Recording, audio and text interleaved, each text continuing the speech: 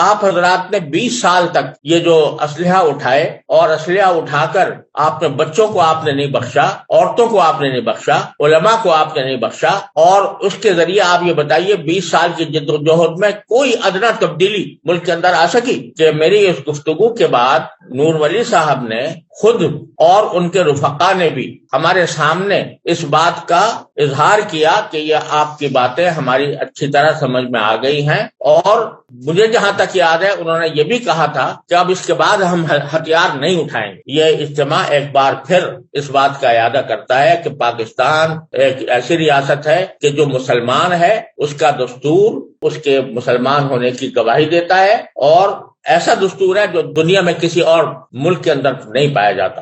اس ریاست کے خلاف کوئی مسلح کارروائی ہماری نظر میں کھلی بغاوت ہے، حرام ہے، ناجائز ہے، ہم کبھی اس کی تائید نہیں کر سکتے۔ مولانا فضل الرحمان صاحب پہ 4 مرتبہ حملہ ہوا ہے، خودکش حملہ ہوا ہے۔ قاضی حسین احمد صاحب پہ حملہ ہوا ہے، مولانا طارق جمیل صاحب کو دھمکیاں دی، مولانا تقی عثمانی صاحب کو۔ مولانا تقی عثمانی صاحب نے مجھے فرمایا کہ مجھے اتنی دھمکیاں دی ہیں کہ 150 سے زیادہ دھمکیاں ہوں۔ مجھے تو 20 سال ہو گئے اس پہ بات کرتے ہوئے، مجھے بہت دھمکیاں دی۔ جتنے بھی گمراہ فرقے ہیں ان میں سب سے زیادہ احادیث میں صراحتاً جو ذکر آیا ہے وہ خوارج کا ہے، بہت تفصیل کے ساتھ ذکر آیا ہے، اور 22-23 ان کی علامات بتائی گئی۔ یہ فرمایا کہ یہ خوارج یہ اٹھتے رہیں گے اور پھر ان کو اللہ تعالیٰ ختم کرتے رہیں گے، پھر اٹھتے رہیں گے، پھر ختم کرتے رہیں گے، یہاں تک کہ یہ دجال کا ساتھ دیں۔ حدیث شریف میں آتا ہے کہ ایسے لوگ ہوں گے جو نو عمر ہوں گے۔ ان خوارج کی جو علامات ہیں، حدثاء الاسنان، بہت بڑی عمر کے لوگ نہیں ہوں گے، نو عمر لوگ ہوں گے، سفہاء الاحلام، عقل کے لحاظ سے کمزور ہوں گے۔ اور فرمایا یقتلون اہل الاسلام ویدعون اہل الاوثان،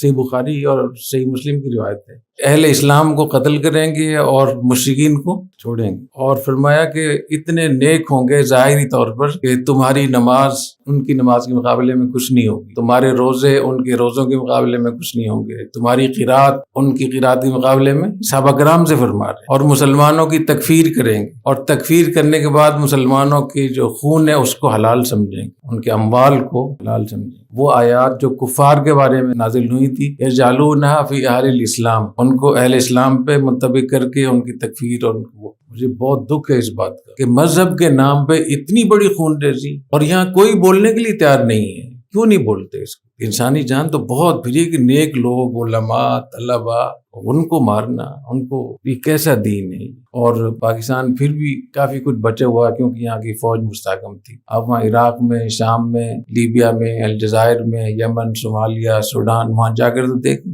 کچھ نہیں بچا ہے وہاں۔ تو اللہ تعالیٰ ہدایت دے، اللہ تعالیٰ پاکستان کو بھی سلامت رکھے، اور اللہ تعالیٰ ان کو تباہ و برباد کرے۔